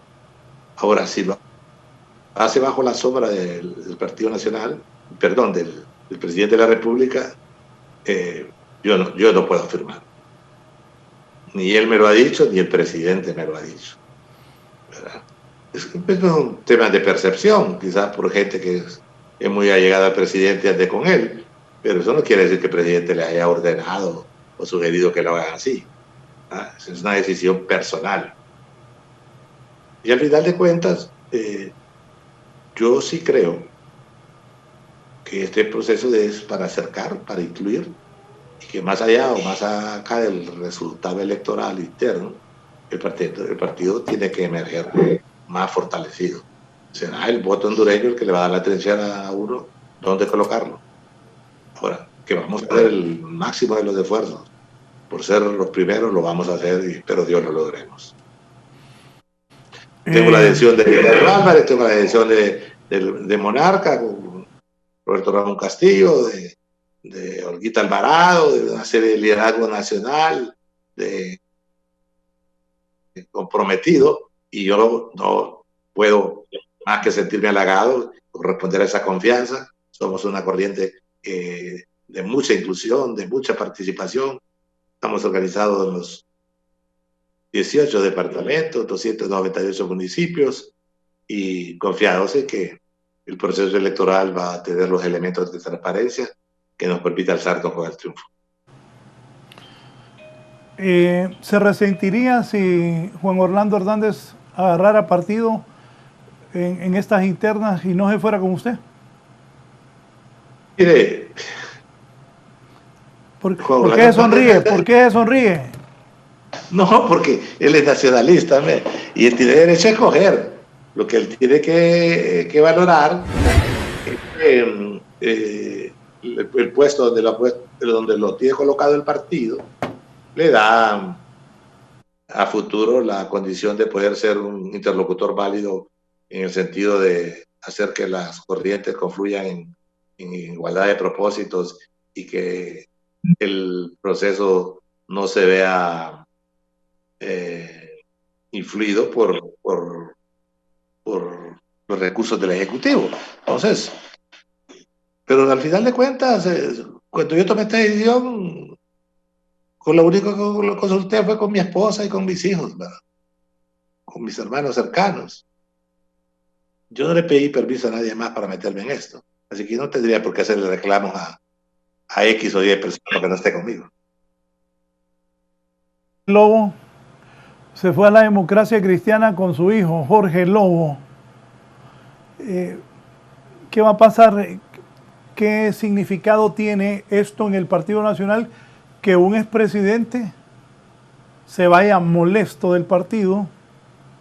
¿Cuánta gente, cuántos votos podrá quitarle Pepe Lobo al Partido Nacional? ¿Cómo analiza la salida de Pepe Lobo del Partido Nacional y el malestar que él públicamente muestra contra las autoridades del partido y del gobierno? Mire, con el presidente Lobo nos une una relación de respeto, de amistad, Tuve la oportunidad de trabajar con él y por él por mucho tiempo.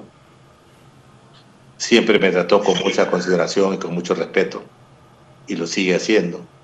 Y yo valoro eso mucho. Entonces, cuestionar o emitir juicios de valor sobre su accionar político no lo considero conveniente. Es decir, con la cercanía que hemos tenido, con el respeto que le tengo, no sería justo que yo lo dimensionara tal vez en realidad lo que está pasando. Lo que queda es respetar su decisión, ¿verdad? Respetar su decisión, respetar su visión. Hay algunos rasgos que podamos coincidir, hay algo otro que no podamos coincidir. Eso depende de que ya cuando él elabore su propuesta. Veo casi una confrontación allí, raya en lo personal y sobre la cual no quiero yo opinar, porque no tengo los elementos de juicio suficientes para hacerlo. Pero que goza de mi consideración, de mi respeto, y tiene todo el derecho como hondureño de tomar nuevos caminos, eso nadie se lo puede objetar. Bien, antes de seguirle preguntando, voy a leer algunos mensajes porque la gente quiere que el doctor Oliva escuche que está con él. Es que hasta los líderes quieren hacer puntos aprovechando que el doctor está aquí. Les vamos a dar gusto. Bueno, saludos al amigo Nelson Oliva. Él nos está escuchando en Miami, allá con mi amigo Lesman Morazán. Saludos. Aquí dice Marlon Aguilar: Oliva está dejando muy mal parado al Partido Liberal y al Libre. Tiene sentido lo que dice. No digas mi nombre, pero ya lo dije. Preguntarle qué haría si Jo quiere tirarse de nuevo. Bien. Y aquí está Roberto Ramón Castillo, dice: Monarca tomó la decisión de acompañar al doctor Oliva por compromisos con la población, como apoyo al sector más pobre, los campesinos, extrema pobreza, apoyo al sector turístico, está afectado fuertemente, y especialmente el combate frontal a las violaciones de los derechos humanos, dice el líder de Monarca, Roberto Ramón Castillo, que allá en la casa de Ricardo Álvarez se unió también al doctor Oliva. Este abogado Magnil ya rato me está escribiendo. Saludos al próximo presidente de Honduras, el doctor Mauricio Oliva Herrera, dice el abogado Magnil. Ricardo, te levantaste tarde, Ricardo, pues te voy a leer el mensaje. Somos amigos de hace más de 30 años. Y está bien pero Ricardo, Juan Diego, trabajen duro por el doctor Oliva y pensando. Las campañas políticas son pensadas. Ahora voy con lo de Ricardo. La decisión, es que le había dicho eso a Marco Tulio, y aquí públicamente le digo a Ricardo y a Juan Diego, dos buenos amigos: pongas a trabajar y a pensar. La decisión de Salvemos Honduras, dice Ricardo, de acompañar al doctor Oliva fue, primero, su garantía de que vamos hasta el final. Eso de que van a haber internas, ya dijo que sí el doctor Oliva. 2, por su capacidad de iniciar una nueva era de transformación e inclusión a todos los sectores, poniendo primero a los pobres. Bueno, su visión del nuevo país que administrará y la capacidad de construir un gran equipo con los mejores hombres y mujeres. Eso dice Ricardo Álvarez. Aquí está. Saludos de parte de José Padilla. Pregúntenle al doctor Mauricio Oliva que cuando gane las elecciones, él gobernará con las personas y dirigentes que lo apoyan o con los turcos. Aquí todo el mundo tiene derecho a preguntar. Un enorme y cariñoso saludo al doctor Oliva de parte de la Juventud Nacionalista que lo apoya desde el departamento de Llora, al igual que al diputado Juan Ramón Martínez. Saludos, juntos podemos, claro que podemos. Apoyo al doctor Mauricio Oliva Herrera, presidente, me dice una señora aquí. Gloria García es. Tengo lleno aquí de mensajes. La mayoría en favor del doctor y otros haciendo unas preguntas.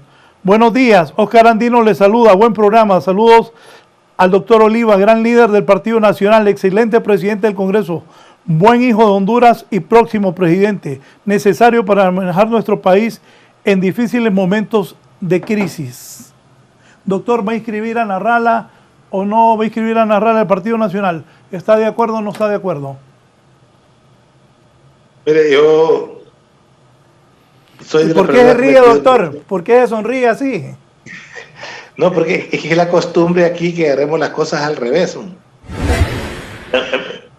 Yo digo al presidente, miren, hay un procedimiento para eso.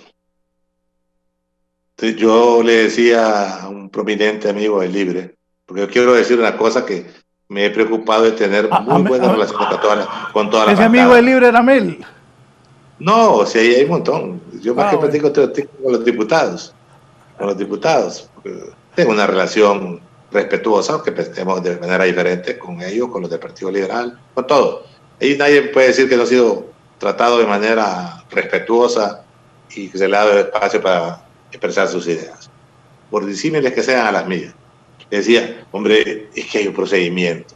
Entonces yo encuentro realmente inexplicable cómo alguien de su opinión antes de hacer la revisión de los papeles y el trabajo. Yo esperaría que alguien del Consejo de su opinión diga, mire, después de haber analizado cada uno de los requisitos que se tiene para inscribir un partido político, y no hablemos de determinada persona, porque hay como 3 partidos, tal partido político llenó los requisitos para el caso de Amado López. Los requisitos los llenó, hizo las subsanaciones del caso, por eso don Edras Amado López tiene el partido Nueva Ruta. Y Edras tuvo un mecanismo especial, anduvo por todos lados. Yo miraba ahí trabajando con su señor esposo y su equipo, sacando fotografías, presentó los papeles, incidió públicamente, lo puede entregar, lo documentó y se ganó el espacio. Yo no digo que los demás no hayan hecho pues eso y que por eso no pueden ser, pero es en función al procedimiento, a lo que tengan. Yo desconozco completamente eso y no está en mi poder de decisión de dar órdenes a nadie, inscríbalo, no inscríbalo. Esto no puede ser una decisión de un partido político, es una decisión de un Consejo Nacional Electoral que tiene la atribución legal para hacerlo, en base a justicia, en base a revisar esa documentación, si está o no está. Si se hicieron las substancias del caso, si está todo de acuerdo a derecho, pues. Si es así, escriban a los que quieran, a los que puedan. Eso no es problema. Democracia se fortalece con más democracia. Ahí aplica también. Entonces, si no queremos ni estigmatizar a nadie diciendo que tiene todo el derecho o que entró por la puerta de atrás, no, lo contrario, que la ley, si tienen el derecho, hacia adelante y bienvenido al concurso electoral. Doctor, dígale a los nacionalistas por qué usted debe ser el candidato del partido y dígame ahí también, ¿las elecciones internas van a ser en marzo o no? Bueno, vuelvo y repito, ¿qué dice la ley? Marzo. ¿Cuál es la función que tienen los ciudadanos? Cumplir la Constitución, cumplir y hacer cumplir la Constitución y las leyes. Eso es lo que le ordena al Consejo Nacional Electoral. Y esa convocatoria la tienen que hacer el 13 de septiembre. Si el Congreso llegase a un arreglo previo,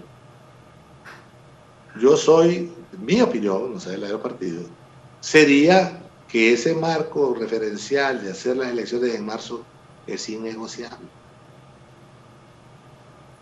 No podemos darle malos mensajes al pueblo hondureño. Yo creo que en eso, y quiero reconocerlo públicamente, el partido que ha sido más contundente en eso ha sido el Partido Liberal. Nosotros vamos a elecciones internas. Y fíjense que tienen sus divisiones internas, pero en eso están de acuerdo todos los grupos que hay en el Partido Liberal. Todos los liderazgos que emergen. En eso coincidieron todos. Yo creo que en mi partido va a suceder algo similar. Y tiene que suceder igual en Libre. Tiene que suceder algo en Libre. Yo respeto las interioridades de cada partido, el pueblo hondureño tiene percepciones donde hay liderazgo consolidado en determinado cual partido. Partido sobre temas democráticos, hay dos grupos políticos con algún grado de influencia que no tienen ningún problema en conversar y ponerse de acuerdo con las autoridades del partido qué decisión tomar al respecto. En Libre creo que se nota quién es la corriente más o menos que tiene mayor fuerza. Y el Partido Liberal, pues ahí no veo mayor problema porque de manera unánime dijeron vamos a elecciones internas porque ellos son los que han creído siempre en el sistema y hay que reconocérselo y respetarlo. Entonces, yo sí tengo plena convicción de que va a haber elecciones internas, pero la convicción que se pueden hacer reformas electorales. Si usted se acuerda, porque usted es un hombre que ha activado mucha política, antes lo que decía es no se pueden hacer reformas electorales en el año electoral, porque se podían hacer por mayoría simple. Ahora tienen que hacerse por mayoría calificada. Y qué bueno que sea así, porque nos obliga a todos a razonar, a madurar y a demostrar realmente qué grado de compromiso tenemos con el proceso democrático de Honduras. Sí, finalmente voy a leer la abogada Ada Mejía de Cruz Torres. Excelente entrevista. Saludos al líder Mauricio Oliva. El abogado Aristides Mejía Carranza, precandidato del Partido Liberal, tomarle la palabra. Elecciones en marzo, importante. Es estratégico para que el país se reencauce y no termine de degradarse, dice Aristides Mejía. Doctor, ¿por qué debes ganar las elecciones? ¿Por qué los cachurecos deben ir a votar por Mauricio Oliva en interna? Más adelante hablamos de las generales y quiero agradecerle la gentileza de haber estado en la entrevista de Canal 11 y Radio Visión Honduras esta mañana. Su mensaje final también, doctor. Bueno, en primer lugar, muy agradecido por usted siempre tan gentil y le agradezco también esa peculiar manera que tiene que entrevistar, que realmente lo hace a uno sentirse en casa, no agredido, sino fortalecido, un ambiente muy acogedor, muy humano. La mía es una aspiración grupal, grupo de hondureños que creemos que podemos incidir con nuestro pensamiento y con nuestro accionar en fortalecer la democracia, en la conducción del Partido Nacional. Yo creo que tengo una trayectoria política que me avala dentro de mi partido. Yo serví en mesas electorales de los 18 años en 1971.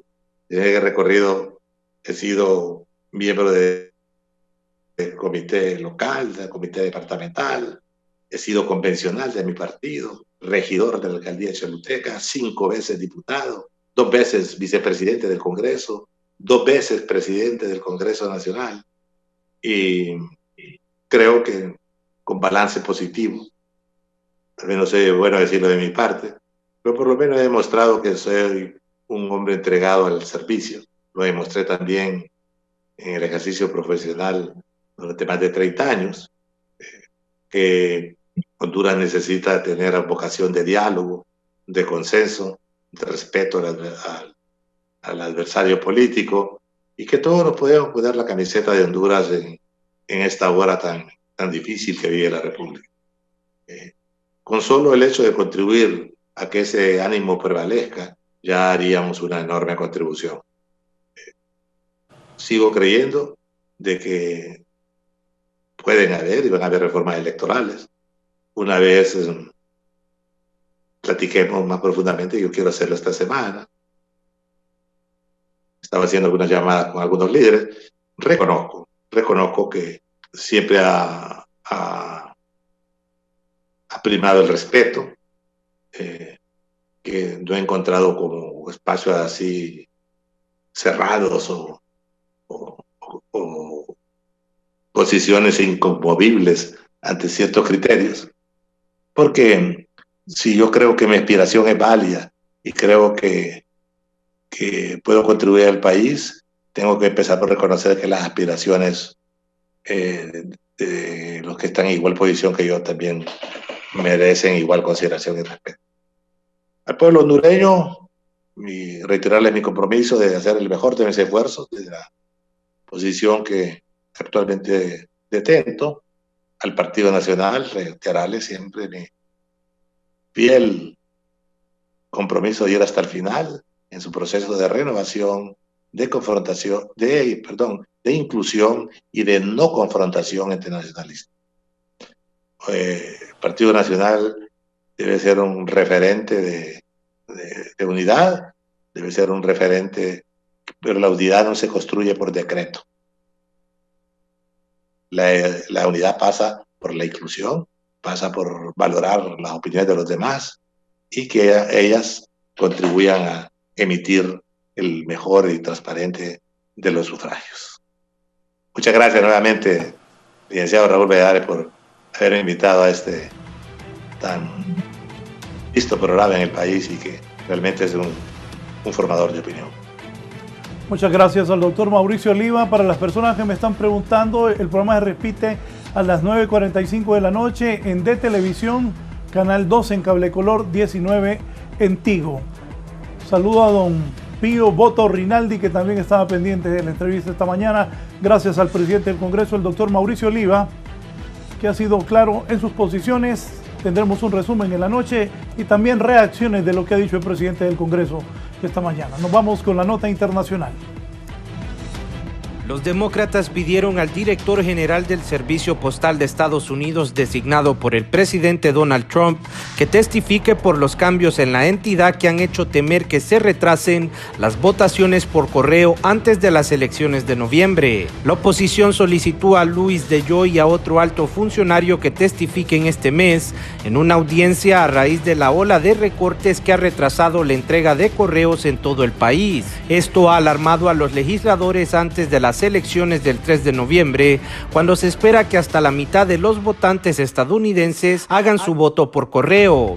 Al menos 6 fiscales generales estatales están conversando sobre las medidas legales que podrían seguir para detener los cambios en el servicio postal que podrían afectar el resultado de las elecciones, informó el Washington Post, citando entrevistas con varios fiscales generales. Los legisladores demócratas pidieron a DeJoy, un financista de campaña de Trump, y al presidente del servicio postal, Robert Duncan, que testifiquen en una audiencia el 24 de agosto de la Comisión de Supervisión y Reforma de la Cámara de Representantes. El presidente ha declarado explícitamente su intención de manipular el servicio postal para negar a los votantes el acceso a la papeleta en busca de su propia reelección, dijeron los demócratas, entre ellos la presidenta de la Cámara de Representantes, Nancy Pelosi.